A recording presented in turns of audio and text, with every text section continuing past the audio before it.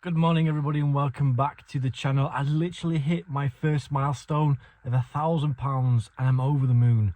Last month I got my first set of dividends, and this month, literally within 2 days, I've managed to accumulate £1,000 within a couple of weeks. I think I uploaded a portfolio update maybe a month ago, and in that video itself I documented that I had around about £313 in that portfolio, and then within 4 weeks after that I've already reached £1,000.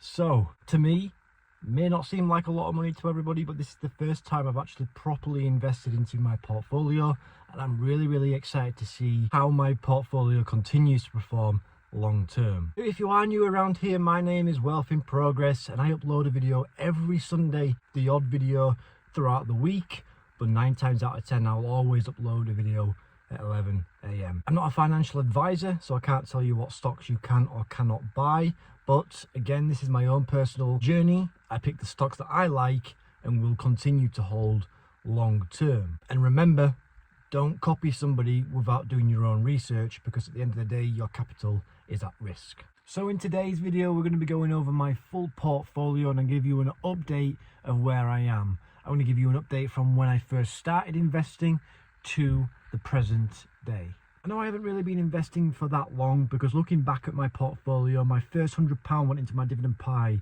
on the 5th of May. So we're round about 2 months in, so 8 weeks into investing, and we're almost at £1,000 invested into my dividend pie. And to me, that is unbelievable. I think we're around about £600 at the minute. So towards the end of July, end of this month, we're going to definitely smash that £1,000 goal. So if we want to go into my ETF pie and we can compare it from when I first started investing in May to July, as you can see on the screen right now, there is around about £10 invested into my ETF pie, with IUSA, the S&P 500, with just simply £5 invested. And this is what I go on about. You don't need that much money to start investing, because 2 months down the line, I'm just under £120 invested in that one singular stock. And of course, one of the reasons why my investment portfolio has increased is just simply because I've been investing £5 every single day into my ETF pie. And to be honest with you, going forward, this is something that I'm going to continue doing, just simply because of how much fun I've had, the increase of revenue that I'm seeing, and it to me motivates me to continue doing this long term. So you can see on your screen, looking by side, the different comparisons within the last 2 months. So when I first invested, I created a video to explain what my future investment plans was, and I told you that I wanted to invest between £500 to £1,000 every single month. So in May, it wasn't quite that, and I invested around about £391, whereas in June, I did manage to invest over £500, and in July, I've already invested between £150 to £200 already to be able to give me my £1,000 milestone, which I'm really happy about. And that doesn't mean that I'm going to be investing £500 every single month, but I would like to have between £500 to £1,000 on average throughout the year invested into my portfolio. So looking at my portfolio today, we are up £19.78 for the week, and that may not be money that you can retire on, but it's a step forward to where I want to be. So within the first week of July, the S&P 500 was up 1.10%.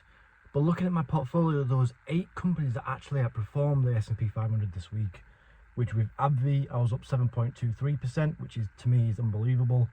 Rolls-Royce was up 6.97%. Coca-Cola was up 4.39%.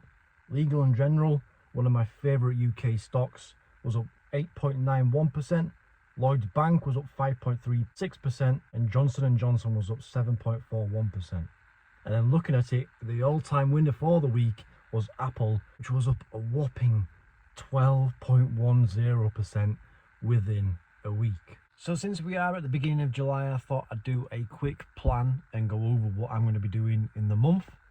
So ideally, I want to be investing between £500 and £650 for the month, just simply because there is 5 Thursdays and I get paid weekly, so I get paid 5 times in July. Usually I invest on a weekly basis. I usually invest £5 every single day into my ETF pie, and I usually invest weekly into my dividend pie. But this time around, I think what I'm going to do is I'm going to allow my money to compound into my bank account, and then I'm going to be able to hopefully invest on the high note of £650 and invest it into that.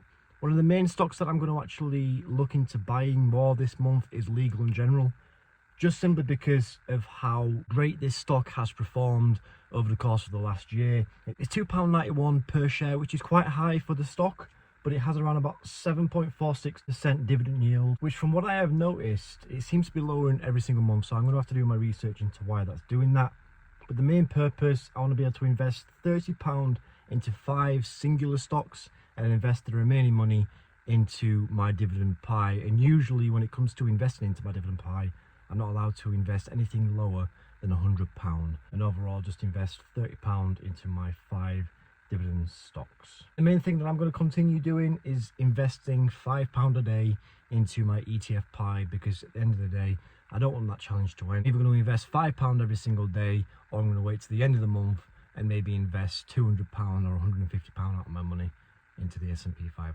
So with AbbVie being the highest moving stock at 7.23%, it also gained a rough figure of around about £2 and a penny, which means that it's the highest moving stock and I've earned the most money for the week. Whereas Broadcom is down minus £1.26 and is roughly around about 4.56% down on this allocation, but hopefully next week we can have a different story. Now let's move on to the payments that I'm going to be receiving in July. I've already been paid 2 times from Coca-Cola and my all-world ETF from Vanguard, and I've beaten June's record already with just 2 singular stocks: Vici, MO, GSK, Maine, Realty Income, Blue Owl Capital Corporation, National Grid, QYLD, JPM, and obviously Coke and VHYL are all going to be paying me in July, which means there's going to be 11 payments this month.